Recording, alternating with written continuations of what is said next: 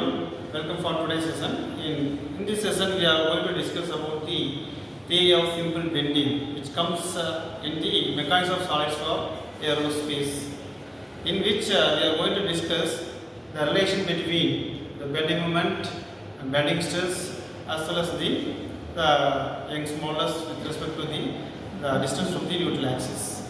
So let's have the theory of simple bending. The bending equation is generally written as m by I, which is equal to sigma by y and is equal to E by R. Okay. So here we are having the first term which is equal to the second term which is equal to the third term, and I want to know what is m, what is I, as well as the sigma, y and E and R. Okay. So this is m. M is the maximum bending moment. We already studied what is the bending moment. Here it is bending moment about a particular point which is equal to the force into perpendicular distance what we have studied earlier. Accordingly we are going to apply that. Here is the bending moment, but it is maximum bending moment to be applied here in this theory of simple bending equation. And I is the moment of inertia or second moment of area. Other is called area moment of inertia. Okay, because we are already having another term called mass moment of inertia, but this is moment of inertia or area moment of inertia. And here this is called sigma. Sigma is the bending stress. Okay, so if you are applying the bending moment, that is applying a force and a bending moment is created. Due to the induction of the bending moment, stress created, that stress is called generally this bending stress. And y is the maximum distance from the neutral axis. Let's say we are having one section here, and at the center point we are having neutral axis. Okay, I want to know what the distance. There is a distance. Let's take this is 50 centimeter. Okay, and what would be the maximum distance from the neutral axis? I am going to take whether it is 25 or 30 or 20.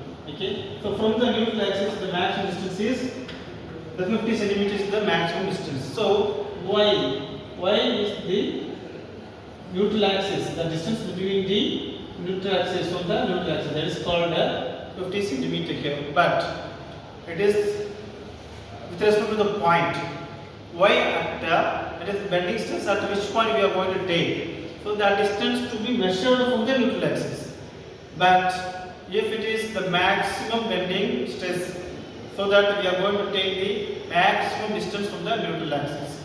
So that we are going to take the maximum distance means from the neutral axis to the top end, that is the maximum distance.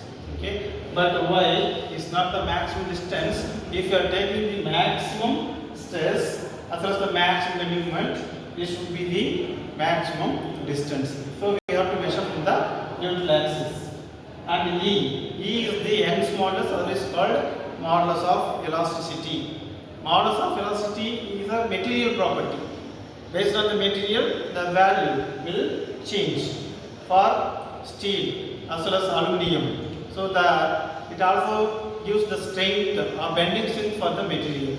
If the value of the Young's modulus is higher, it tends to give more amount of bending strength. For example, for aluminium, the bending strength is lesser than that of the steel. So that the Young's modulus also for aluminium is the Young's modulus equal to 70 gigapascal only. But for steel, almost it is 3 times the value of the aluminium, around 200 to 220 gigapascal. Okay, and R is the radius of curvature. Okay, R is the radius of curvature.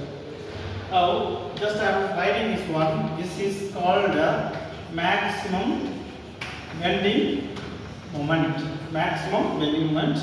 I is the moment of inertia and sigma is the bending stress. Bending stress. Since it is maximum bending moment, it is also maximum bending stress. Okay. Then let's go for the y. Y is the distance, or here is called maximum distance from neutral axis. Neutral axis. Okay. And we know that what is E? E is the Young's modulus.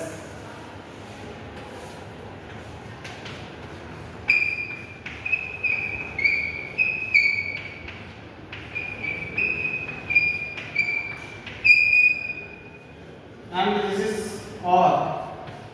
R is the radius of curvature.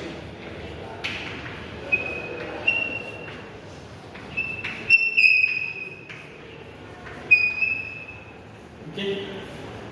Here radius of curvature means if a material is there, you apply the load so that it will tend to bend. So the curvature, okay, it will tend to have a shape of semicircle or some like curvature. So there will be some radius. That radius of curvature to be taken into account for since it's a material, okay. So that radius of curvature depends on the strength of the material. So it comes into the picture when we have to deal with the theory of simple bending. As well as here the thing is how to find the moment of inertia. We already studied what is moment, bending moment, force into radius, force into perpendicular distance, and how to find the I value. Simply I am telling this moment of inertia depends not the material. Okay, maybe wood or any steel or any brass, any material you can take. It does not depend on the material, but the Young's modulus depends only on material. There is a difference. But what this length, the moment of inertia depends on, that is the factor here I am going to discuss. One thing, let's take this. This is a material, let's take a object, okay, in which we are having the front section and the cross section. This, okay. Now I am going to take only deal with the cross section alone when I am going to consider for this moment of inertia. Let's take the cross section. Let's take a rectangular one. Okay, the cross section is a rectangular one. Then rectangular object we can take. Okay, so rectangular object. So what is the breadth? What is the depth? We know based on the measurement of from the object. So from that we can say B into dq by 12 is the moment of inertia for a rectangular object, and it depends. I am taking based on the axis x. Okay, since it is called x axis, that is bdq by 12. I am going to take about the y axis. Okay, then this is how to take about y axis. This depth into breadth cube divided by 12. So it will be I that is equal to d dq by 12. This is ixx. This is iy. Okay. So like that we have to consider the moment of inertia for a particular cross section. If it is square, okay, so all the sides are equal, then this will be equal to a, this will be also a. So a power 4 divided by 12. Same geometry, only thing is the sizes are equal. But in cases of the circle, let's take a circle. Circle will be the cross section. So we will have the diameter. So about x-axis, we will have top and bottom. It is a semicircle. Okay. So Ix that is equal to Iyy. Both are semicircle. So since this is also equal to diameter only.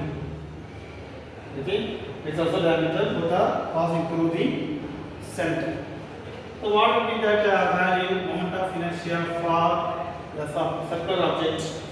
This is equal to pi d power 4 by 64. Okay, pi d power 4 by 64. That is the moment of inertia for a circular cross section. Okay. Like that, you can go for the semicircle or semicircle or hollow circle. Like that, can go. So there is some thing is there. Here I want to discuss one thing is the moment of inertia does not depend on material. It depends only on the cross section. Okay, it depends only the values of the geometry of the not only geometry as well as the measurement of the object. You can take. And bending stress, here we are going to take find the whatever the bending stress at each and every point we are going to find out. I already discussed about the what is y value, and it is a very familiar thing, that is Young's modulus as well as the radius of curvature. It depends how much load it acts, so the bending will happen, and how much the deflection, vertical deflection happens. So that the radius of curvature will go on increasing. So like that we have to discuss here. Finally, I want to summarize one thing. In this class we have discussed theory of simple bending equation. This is called theory of bending equation, or is called theory of simple bending equation. That is equal to m by I equal to sigma by y is equal to E by R, where m is the maximum bending moment and I is the moment of inertia depends on the cross section, and sigma is the bending stress, or here is the maximum bending moment. If you are taking it is maximum bending stress, and y is the distance from the neutral axis, as well as here it is also an axis distance to be noted out, and this is the Young's modulus radius of curvature. So that's all about this simple bending equation. We can have a problem to solve this, how to find bending stress in a section or a particular point, and wherever whichever point you can find the bending stress, we can use this bending equation. Thank you.